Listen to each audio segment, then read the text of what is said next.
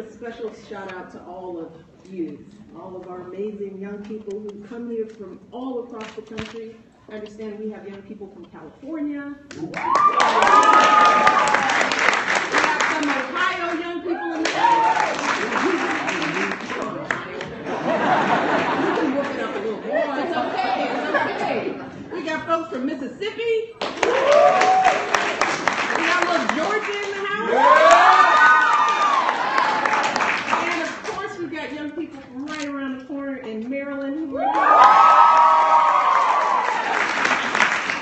Are you guys excited? Yes. Me too. I'm really excited. We're celebrating an icon of American music, someone who's a longtime favorite in the Obama household and all across the country and frankly around the world. For over half a century, countless people have been grooving to Ray Charles' signature sound, that incredible blend of soul and gospel and everything in between.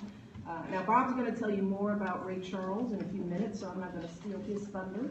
But I do want to talk a little bit about where Mr. Charles and the folks on the stage started out, where they ended up, and the journey they took to get here. See, Ray Charles may have ended up as a cultural icon, a man who won 17 Grammy Awards, who performed for 7 presidents, and who was nicknamed the Genius. But before all that, he was just a kid from a struggling family in rural Florida, where he was blind by the age of 7, and he was an orphan by the age of 15. But Ray Charles loved music, and he was determined to pursue his passion. So he learned to read sheet music in Braille. He started arranging music for his high school band. He became a backup musician in a series of bands, and when he got his big break, he toured for 9 or 10 months every single year. He was always on the road, spending long days and long nights performing as much as he could.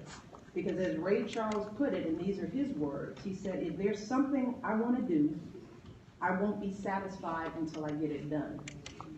And make no mistake about it, that story of dedication and hard work, even in the face of all kinds of obstacles, that's the story of every single person on the stage.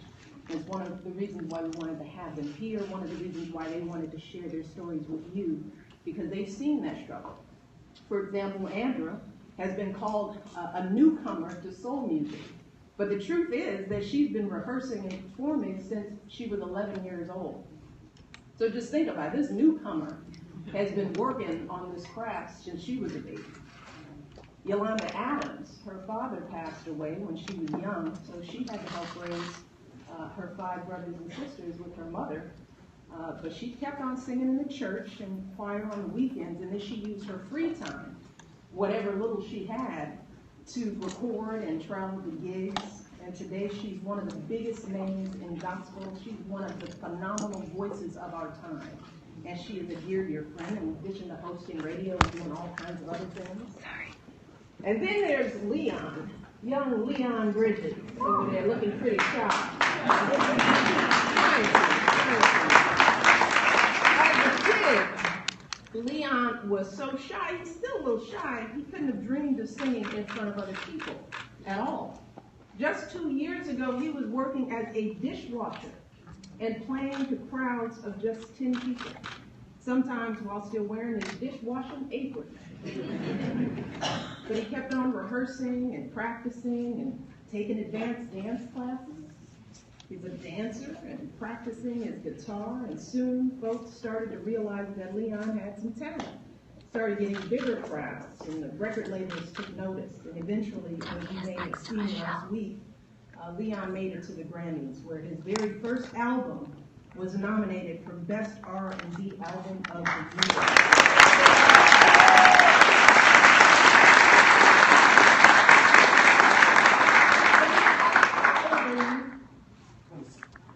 26.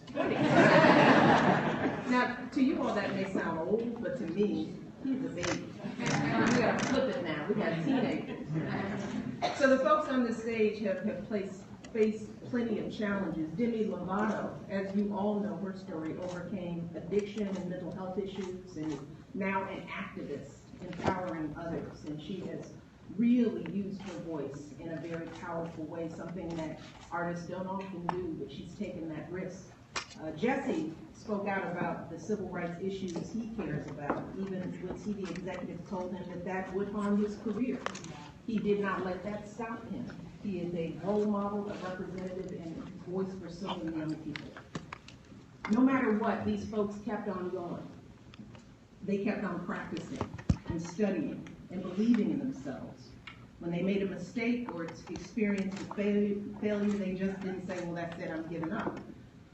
They just picked themselves up and got right back to work. And that's really one of the reasons why we invited you all here today, because we wanted you all to understand that no matter who you are or what challenges you face, you all have the power to get from those seats down there to these seats up here or anywhere else you want to go in the world. But it's going to take some real effort on your part. Nothing comes easy. It may look easy when you see it from the outside, but everyone who is a star, who gains fame, they've had to really work and invest. So you all need to start early. And that means starting with your education. Having that education as your foundation, because whether you want to be a musician or a teacher or a doctor or anything else that you feel passionately about, you're going to need a good education. And I can't say that enough. I talk about it all over the country. This is the best investment you could be making for yourself right now, is being in school and being focused. And that doesn't mean just showing up. That's not enough. It means really putting your effort into school, paying attention in class. It means taking good notes. It means listening to your teachers and your parents. It means putting real effort into your homework. You know, doing your math problems over and over again, rewriting that essay again and again and again until it's the very best that you can be. You start practicing that behavior now so that when you get on this stage or whatever stage is going to be yours, you're ready for the challenge.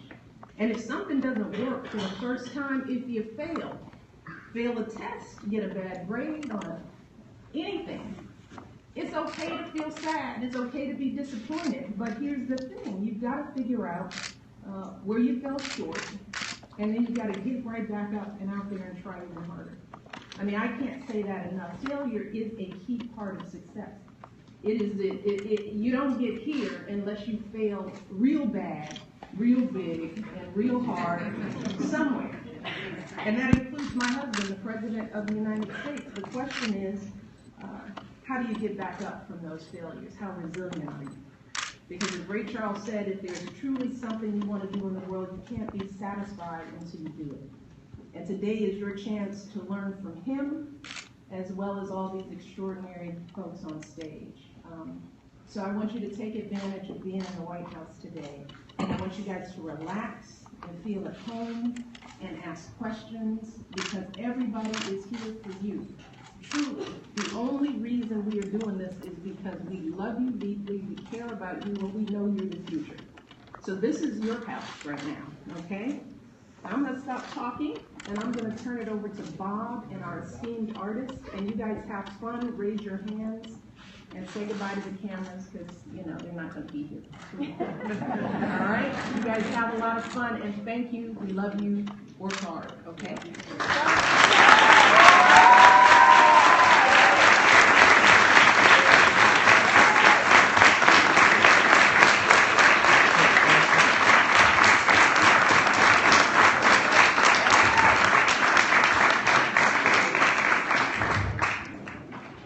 That's a hard act to follow. Right? I'll try.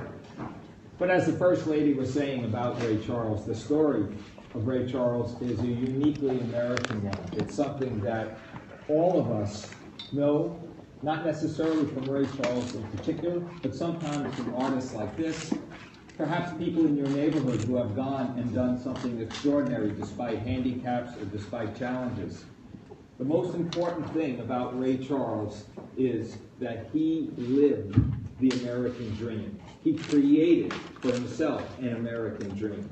And what does that mean exactly? And what did he give us in return? Well, as the First Lady said, Ray Charles was born into poverty in Florida. By the time he was 7 or 8, he had gone blind. And back in those days, as we had discussed yesterday, this was a pretty big handicap to have. But what Ray Charles does, musically speaking, becomes an inspiration, not just for my guests up here on stage, but for so many American singers, performers, that the list is almost endless. If I were to ask some of the greatest artists today, starting with Beyonce or Justin Timberlake, you can almost rest assured that on their list of major influences would be Ray Charles. It would have to be. Why is that? Aside from his personal story, the music that he has given us and the boundaries that he has broken over the course of his long career is astonishing. We had talked yesterday in our classroom discussions. We said that there are so many different American music forms, from the sacred side of gospel all the way over to the secular side of blues and everything in between, whether it's rock and roll or soul or rhythm and blues or country music. And many artists that come through the American music tradition are often categorized into one of those. You're a pop singer, you're a blues singer, you're a gospel singer, except when it came to Ray Charles. Because when Ray Charles stepped up to his piano or up to a microphone, he became America, just simply America, because he embraced every single one of those music forms.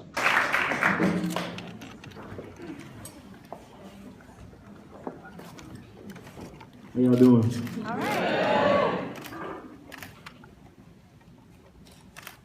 I'm gonna sing you a song of mine that was inspired by Ray Charles. It's not finished yet, but hopefully you enjoy it.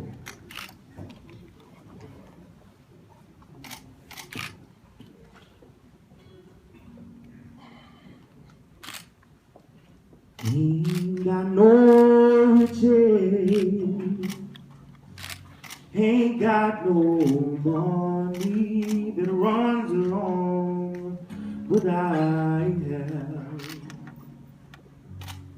a love that's tall. Honey, I'm late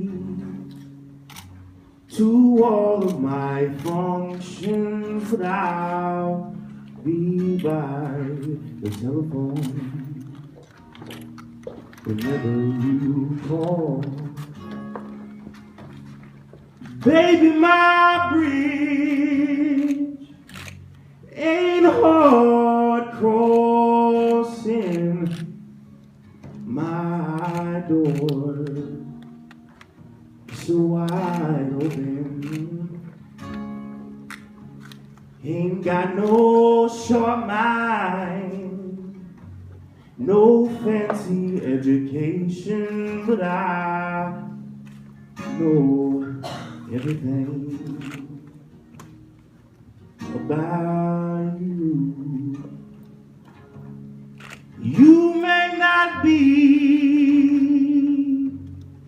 everywhere I go, but you stay on my mind wherever I go.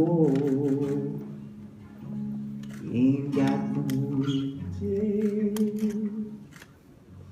ain't got no money that runs along, but I have a love that's torn.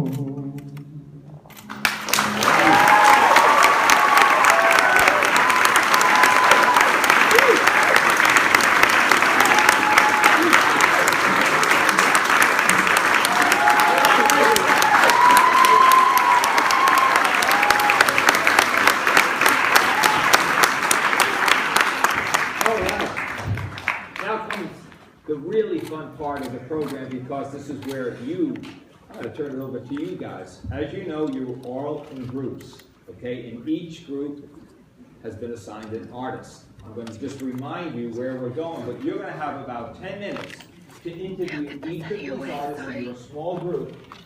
Ask them the kind of questions that you need to ask them, find out about their careers, find out about their influences, find out how they got to be where they are today. You have 10 minutes, take full advantage of it. And then you're all going to come back into the room, and then one particular person from each group will come up here on the White House stage, and give us a little summary of what your group learned today from your artists. Sound good? Yeah. All right, so let's see. So Justy, your group, you're going to meet, you're the black lanyards, and you're going to meet all the way out here. Okay? Justy, this way. Okay, let's go.